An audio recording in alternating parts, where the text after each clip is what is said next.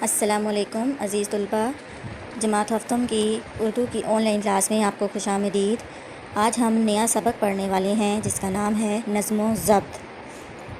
سب سے پہلے میں آپ کو نظم و ضبط کی اقسام بتاتی ہوں کہ نظم و ضبط کیا ہے یا کون سی اس کی اقسام ہے۔ نظم و ضبط میں سورج کا طلوع ہونا نظم و ضبط کی ایک مثال ہے، اس کا وقت پر غروب ہونا نظم و ضبط کی ایک بہترین مثال ہے۔ اس کے بعد پرندوں کی قطاریں، یہ بھی نظم و ضبط کو ظاہر کرتی ہیں، ڈسپلن کو ظاہر کرتی ہیں۔ اس کے بعد باجماعت نماز ادا کرنا بھی نظم و ضبط کی ایک مثال ہے۔ اسکول میں اسمبلی میں جب آپ قطار میں کھڑے ہوتے ہیں وہ بھی نظم و ضبط کو ظاہر کرتی ہے۔ اس کے علاوہ کھیل کے میدان میں بھی جب مختلف ٹیم اپنے ایک جیسے لباس کے ساتھ میدان میں نمودار ہوتی ہیں تو وہ بھی نظم و ضبط کا ہی مظاہرہ کر رہی ہوتی ہیں۔ آئیے طلباء ہم نظم و ضبط سبق شروع کرتے ہیں۔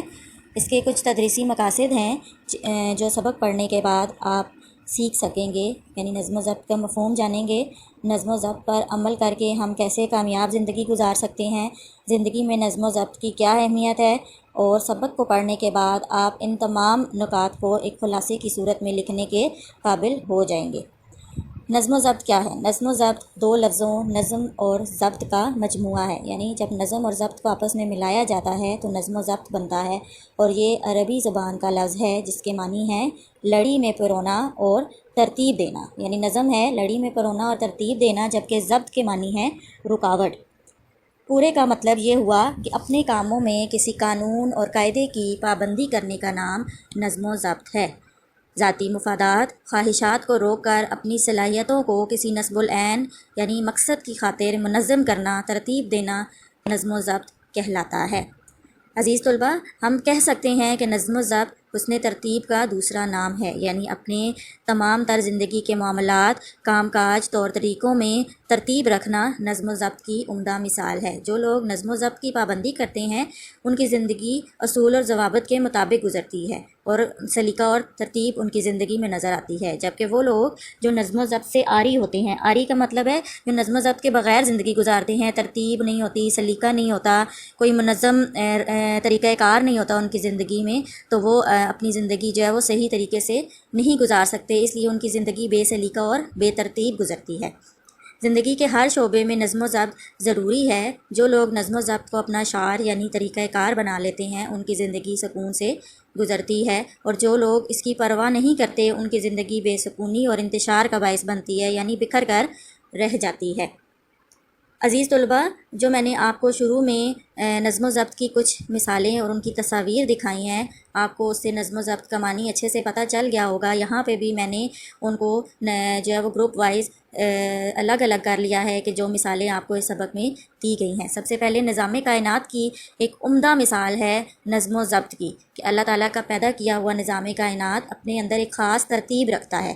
سورج کا وقت پر نکلنا، وقت پر غروب ہونا نظم و ضبط کی ایک مثال ہے۔ چاند گھنٹے بڑھنے میں بھی ایک ترتیب دکھائی دیتی ہے۔ اس طرح موسموں کا تبدیل ہونا، نظام فطرت سے انسان کو سبق ملتا ہے کہ وہ بھی اپنے ہر کام میں ترتیب رکھے، یعنی نظام کائنات ہمیں سکھاتا ہے کہ ہم اپنے ہر کام کو حسن ترتیب کے ساتھ سر انجام دیں۔ دوسرا میں نے آپ کو پوائنٹ بتایا یہاں پہ حشرات الارض، جانور اور پرندے، وہ بھی نظم و ضبط کا ہی مظاہرہ کرتے ہیں اور ہمیں سبق دیتے ہیں کہ ہمیں بھی اپنی زندگی میں نظم و ضبط کو اپنانا چاہیے۔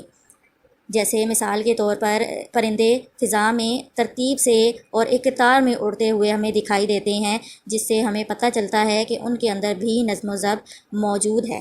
جو دانہ دنکا لینے کے لیے یا چگنے کے لیے وہ قطار بنا کر چلتے ہیں۔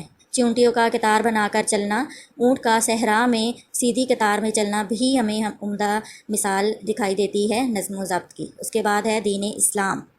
دین اسلام بھی ہمیں نظم و ضبط کا سبق دیتا ہے۔ 5 وقت کی نماز میں ادائیگی نظم و ضبط کی ایک عمدہ مثال ہے، اور اسی نماز کے دوران نمازیوں کا ایک ہی سیدھی صف میں کھڑے ہو کر باجماعت نماز ادا کرنا بھی، اور ایک خدا کے سامنے ایک ساتھ رکوع اور سجدہ کرنا بھی نظم و ضبط کی عمدہ مثالیں ہیں۔ اس کے علاوہ رمضان کے مہینے میں روزے رکھنا، سحر سے افطار تک کچھ نہ کھانا پینا بھی ہمیں نظم و ضبط سکھاتا ہے۔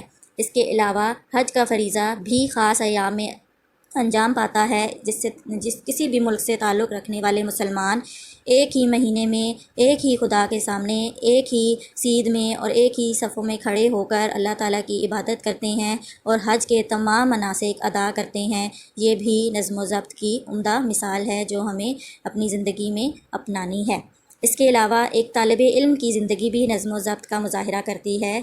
کیسے؟ آپ دیکھیں کہ ہر روز ایک طالب علم خاص ترتیب سے اپنے سارے کام کرتا ہے۔ صبح جاگنا، نماز پڑھنا، ورزش کرنا، ناشتہ کرنا، اسکول جانا، واپس آنا، آرام کرنا، کھیلنا کودنا، اس کے تمام کاموں کے اوقات مقرر ہوتے ہیں، اس لیے اسے کبھی بھی کسی بھی مشکل کا سامنا نہیں کرنا پڑتا۔